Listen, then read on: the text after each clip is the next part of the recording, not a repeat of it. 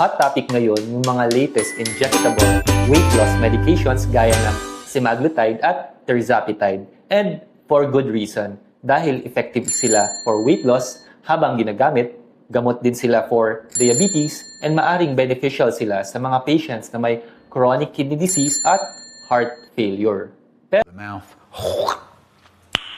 Nice.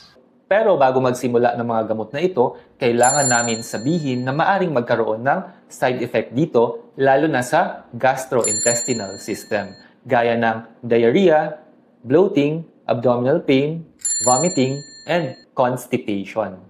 Sa pag-aaral, maaring 10 to as high as 50% ng patients ay pwedeng magkaroon ng side effect. Siyempre, iba-iba ang severity at iba-iba bawat patient.